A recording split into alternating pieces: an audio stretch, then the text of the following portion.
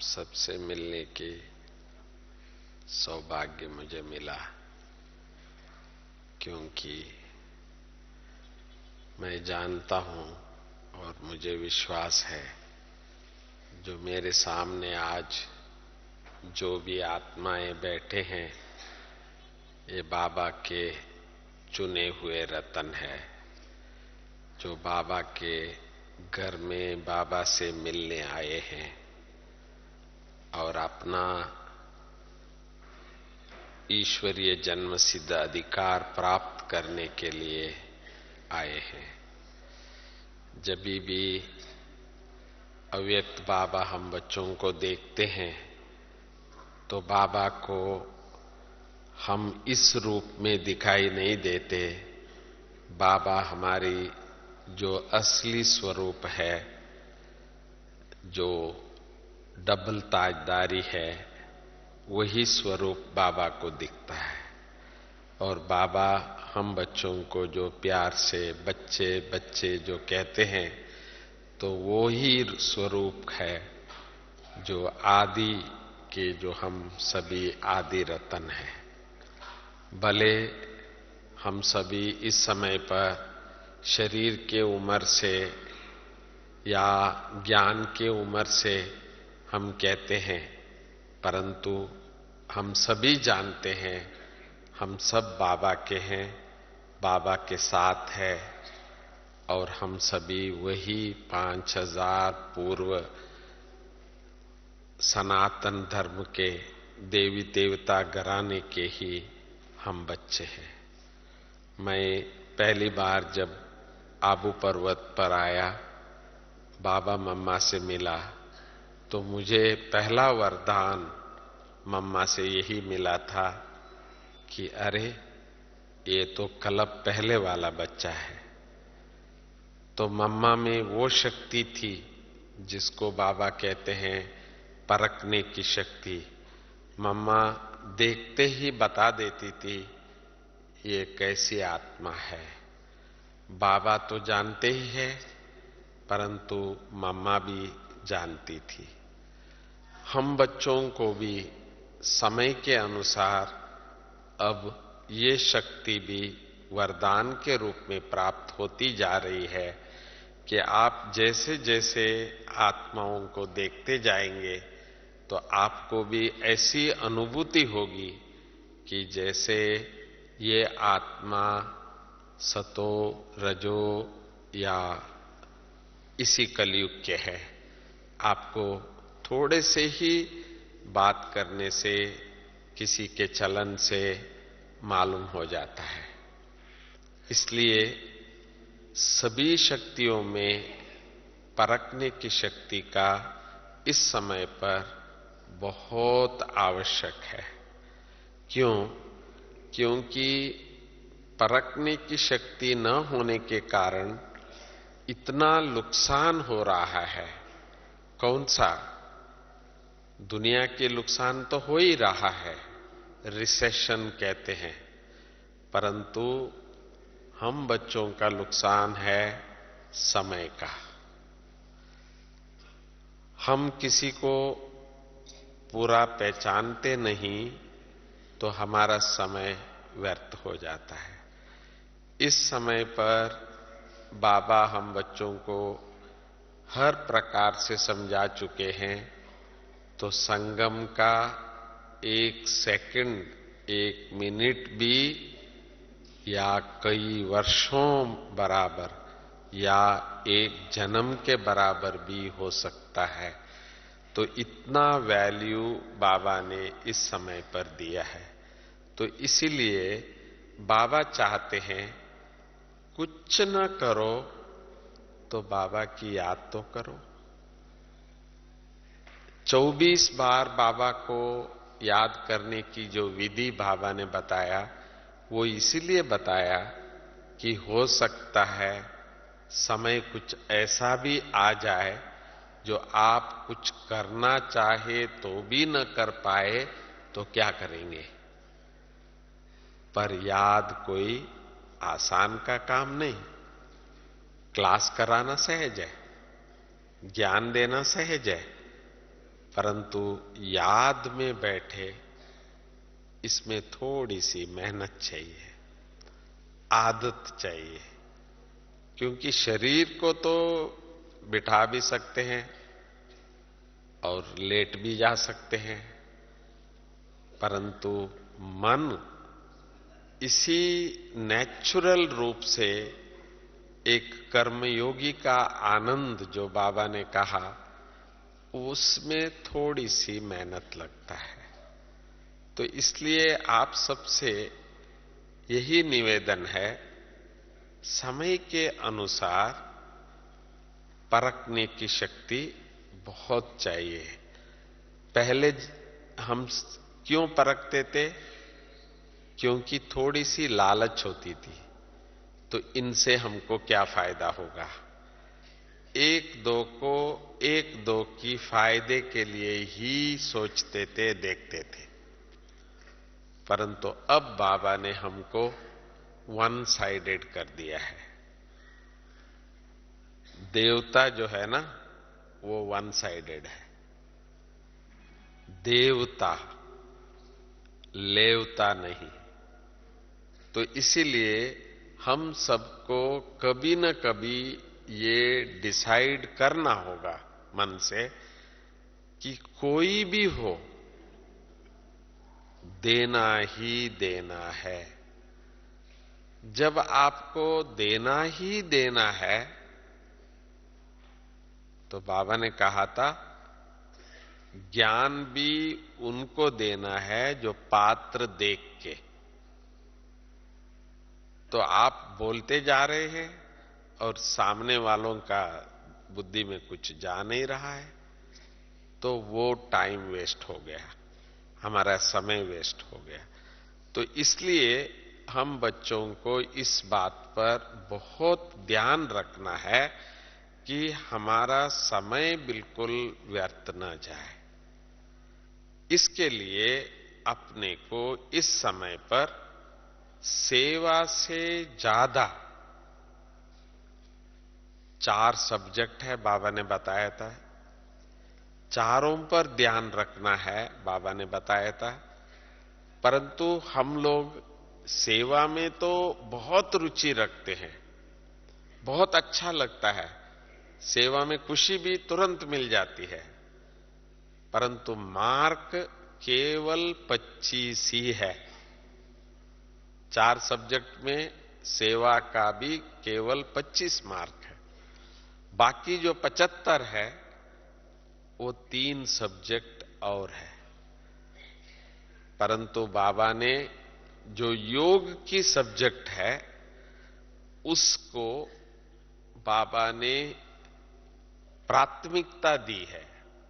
इस समय पर हम ज्यादा योग कर सकते हैं, तो चारों सब्जेक्ट का मार्क्स भी उनमें ले सकते हैं। परंतु सेवा करने से बाकी 3 सब्जेक्ट का मार्क नहीं मिल सकता है, उसमें 25 ही मिलेगा। परंतु योग एक ऐसा सब्जेक्ट है, योग अपने लिए भी कर सकते हैं, योग दूसरी आत्माओं के लिए भी कर सकते हैं, योग सारे विश्व के लिए भी कर सकते हैं। तो इसलिए योग की जो एक्सपेरिमेंट है, वो हमको थोड़ा सा अभी अलग तरीके से, समझो आप किसी को कोई बात समझाना चाहते हैं, आप बहुत बार समझा के भी देखा है, ज्यादा असर नहीं होता है, तो क्या किया जाए? बाबा ने कहा कल छोड़ना नहीं, ये भी नहीं बोलना अरे इसको तो जितना माथा मारो कोई फायदा नहीं। ऐसा भी हो जाता है, रह के हम 1-2 को जान चुके हैं, तो इसलिए कभी कभी मन में आ जाता है कि भाई नहीं, इसको तो बस बोलने से अपना टाइम वेस्ट हो जाता है, तो बिना बोले भी रह नहीं सकते हैं। तो ऐसे समय पर थोड़ा सा हम एक्सपेरिमेंट करके देख ले कि उस आत्मा को क्या योग से, संकल्प से आप ट्राई करो।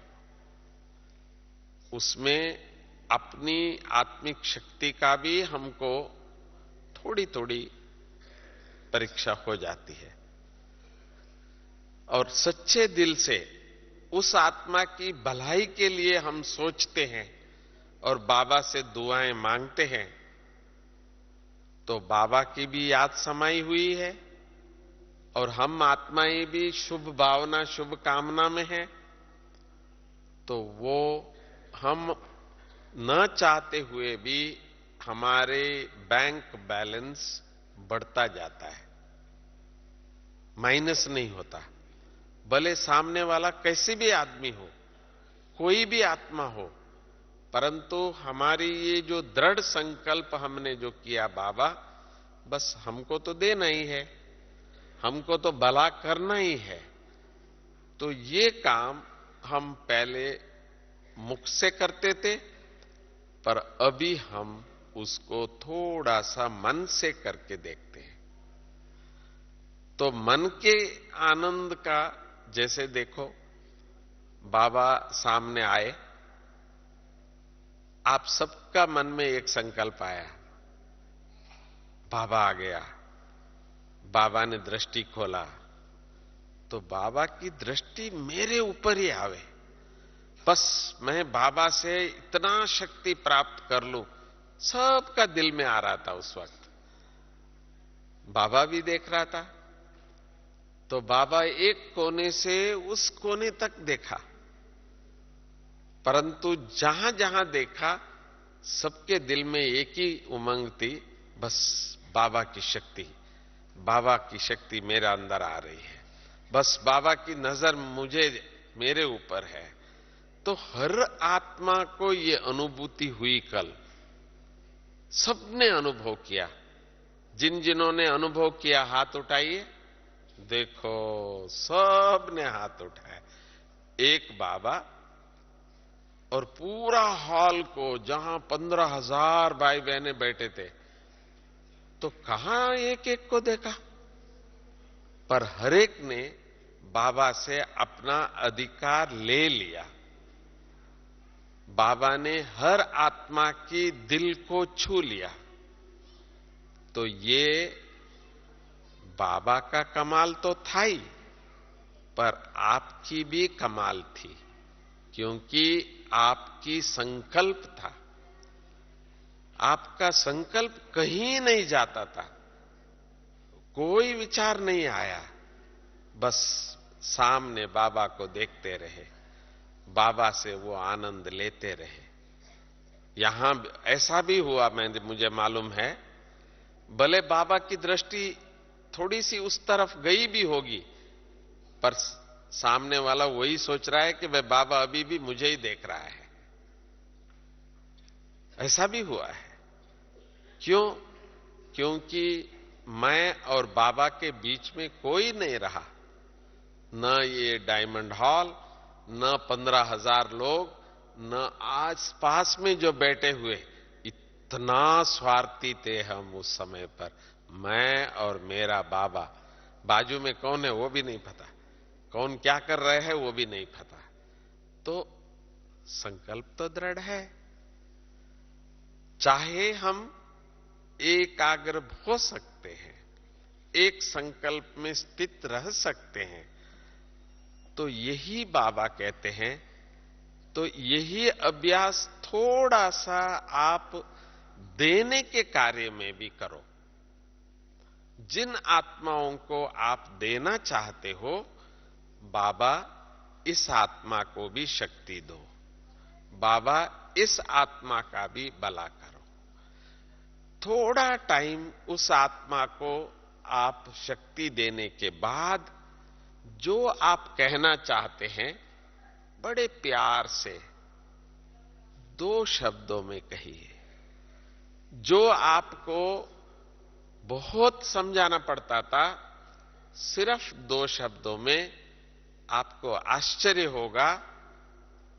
वो जैसे आप चाहते हैं वैसे करना शुरू कर देते हैं, क्योंकि उस आत्मा को ये महसूस होता है कि ये जो भी कह रहे हैं ये मेरे कल्याण के लिए। मैं जब पहली बार साकार बाबा से मिला था, न जान न पहचान, ज्ञान जरूर प्राप्त किया था। 3 मास का बच्चा था जब मैं यहां आया था कि शिव बाबा आ रहे हैं, शिव बाबा इस धरती पर आए हैं उनसे मिलने, उनको देखने। परंतु हुआ, जैसे ही मैं ब्रह्मा बाबा को देखा, इतना अच्छा लगा पर्सनैलिटी, उसको देखते देखते इतना मन में दृढ़ हो गया, तो गुरु हो तो ऐसा। क्यों? क्योंकि मैंने रामायण में बहुत बार पढ़ा था कि राम की पर्सनैलिटी कैसी थी, और जैसे ही ब्रह्मा बाबा को मैंने देखा, मुझे उनके बाहर से ही, जैसे ही बाबा को देखते ही मुझे एक बहुत सुंदर पुरुषोत्तम का एक जैसे अनुभूति हुई। और मैंने देखा शिव बाबा इसमें आते हैं या नहीं आते हैं वो बाद में, परंतु ये तो मन पसंद हो गया। कहते हैं ना, लव इन फर्स्ट साइट, पहली नजर में प्यार हुआ। तो ये ब्रह्मा बाबा से मेरा ऐसा प्यार। पर उसका राज क्या था? तो जैसे जैसे मैं ब्रह्मा बाबा के समीप आता गया, क्योंकि शिव बाबा तो मुरली सुनाकर चले जाते थे, फिर सारा दिन हम ब्रह्मा बाबा के साथ रहते थे। तो ब्रह्मा बाबा के साथ जब व्यवहार करते थे, बातचीत करते थे, तो तब मुझे एक ही चीज महसूस होता था कि बाबा को बस इस बच्चे का भला कैसे हो, और कोई संकल्प नहीं बाबा को, मेरा भला कैसे हो। अरे इस दुनिया में चाहे मां बाप ही क्यों न हो, थोड़ा तो बच्चे से आशा रखते हैं। मैं ये नहीं कहता है कि हर मां बाप बच्चा कमा के हमको खिलाएगा या वो कमा के हमको देगा, ये नहीं कह रहा हूं, परंतु ये आशा तो रहता है मेरा बच्चा मां बाप का नाम तो बाला करे। हर मां बाप को ये आशा रहता है, तो इसके लिए पूरी मेहनत करते हैं, मेरे बच्चा पढ़ाई पढ़े, मेरा बच्चा लायक रहे, मेरा बच्चा, बस ये एक आशा हर मां बाप को रहता है। मेरा बाबा सदा ही यही सोचते रहे कि मेरे बच्चे का भला कैसे हो। जो भी बाबा कहते थे, कराते थे, वो एक ही नजर से कि मेरी भला कैसे हो। मैं तो इतना हैरान हुआ, इतना आश्चर्य हुआ, क्या इस धरती पर ऐसा भी कोई व्यक्ति है जो मेरा ही भला चाहता है, थोड़ा भी उसमें स्वार्थ नहीं है। तो निस्वार्थ जिसको कहा जाए, वो मैंने पहली बार ब्रह्मा बाबा से, आज भी हमारे लिए वो एक आदर्श है। कोई भी आत्मा हमारे सामने आते हैं, ये कौन है, ये क्या है, नहीं, मैं इसके लिए क्या कर सकता हूं।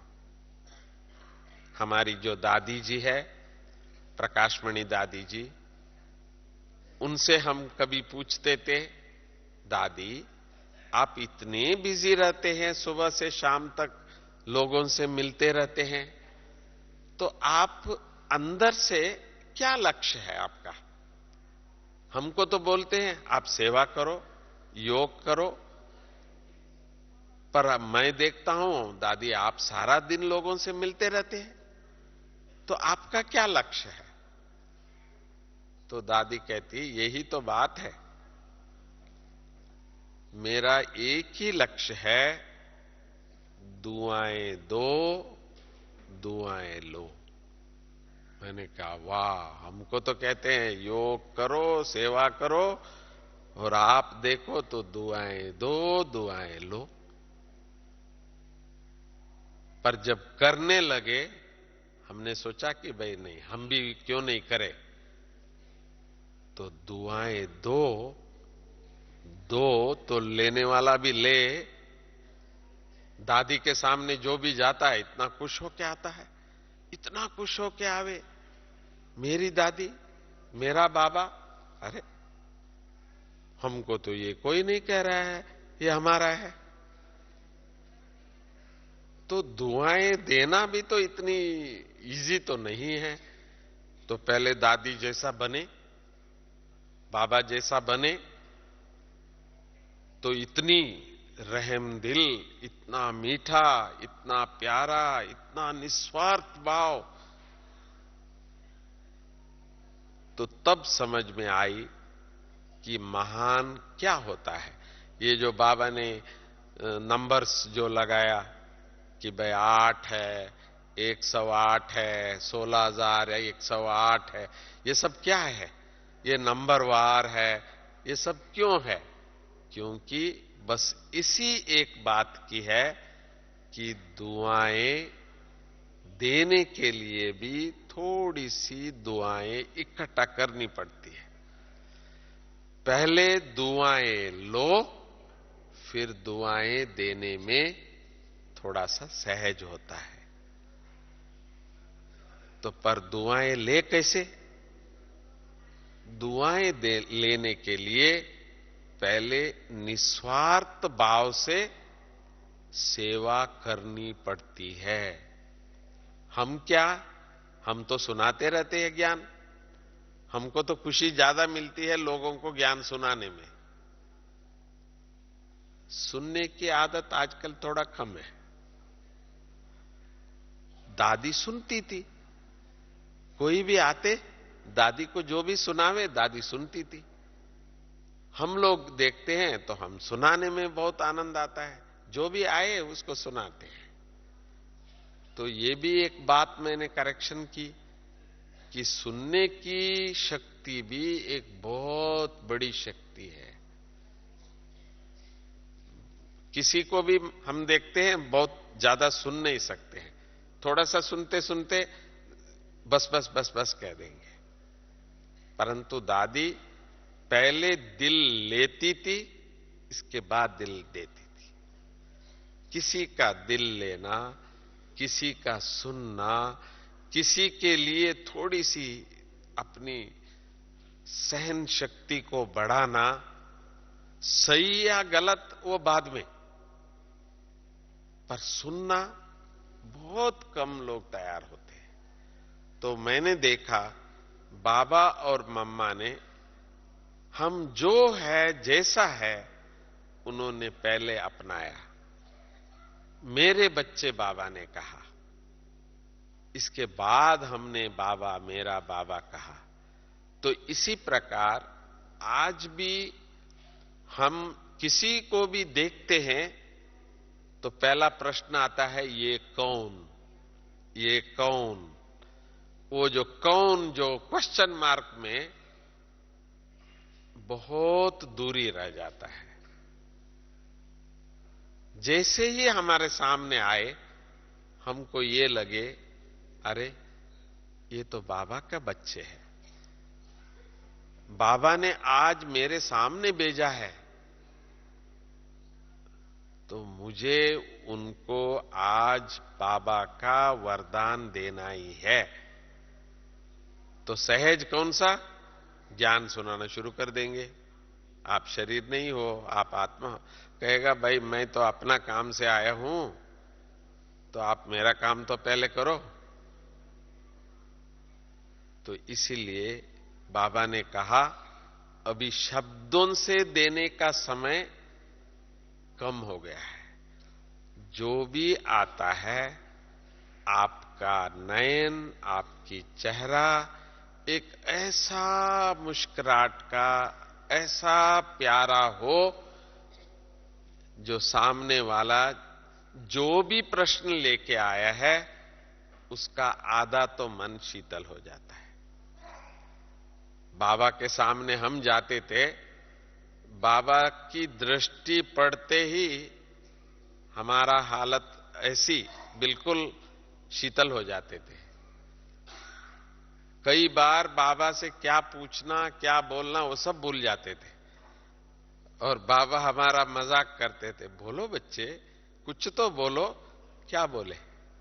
बाबा ने इतनी शीतल इतनी प्यारी ऐसी नजर दी जो सब पूरा हो गया था। तो इसी प्रकार हम बच्चों को भी देवता बनने के लिए इस समय पर हमारी इस एकमात्र अभ्यास एक है, 24 बार बाबा ने जैसे कहा याद की यात्रा को बढ़ाना। दूसरा, जो भी आत्मा को आप बोलने के पहले थोड़ा सा अपनी संकल्प शक्ति से प्रयास करके देखिए, बाबा इस आत्मा का भी उद्धार करो, इस आत्मा का भी भला करो। तो संकल्प से जब आप प्यार से शांति से जब नजर देंगे, इसके बाद आपको बोलने का बहुत थोड़ा रह जाता है। तो जैसे आपका काम हुआ पड़ा है और जो आत्मा आपके सामने आए वो एक ऐसी संतुष्टता ले जाएगी, तो जब कभी भी कुछ भी उसको जरूरत होगा पहले आपको याद करेगा। वो अभी तक मंदिर में जाके भगवान को याद करते थे, वो तो करेंगे, परंतु जब एक बार उनको ऐसी अनुभूति मिले तो यार इस मित्र के पास जाने से मेरी तो शांति हो जाती है, मेरी सारा दुख दूर हो जाता है, ऐसी अनुभूति अब होने लगेगा। क्योंकि बाबा को आप और हमारे से अलावा और कोई बच्चे नहीं है। जो भी बाबा अभी अर्जेंट कर रहा है, जल्दी जल्दी करो बच्चे, जल्दी जल्दी करो, कोई रह न जाए, सबको संदेश दो, तो वो कोई पर्चे सिर्फ नहीं, वो आपकी संकल्प से ही होना है, नजर से ही होना है। बाबा ने पक्का कराया है हम बच्चों को, हमारा जो बाकी जीवन जो है वो एक योगी जीवन है।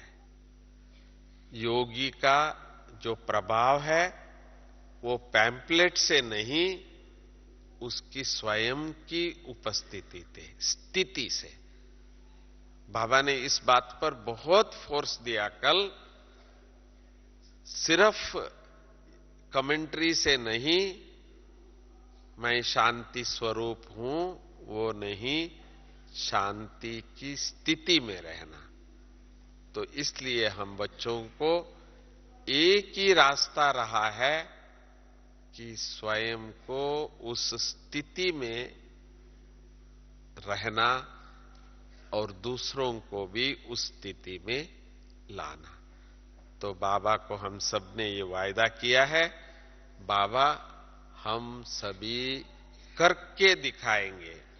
बाबा ने हाथ उठवाया था कि हम सभी करेंगे ना, तो मैं भी आप सबसे यही आशा करता हूं कि जो बाबा ने हम बच्चों को ये एक विशेष कार्य दिया है कि अपनी स्वस्थिति से दूसरों को बाबा की प्रत्यक्षता कराएंगे, ऐसी आशा मैं रखता हूं। ओम शांति।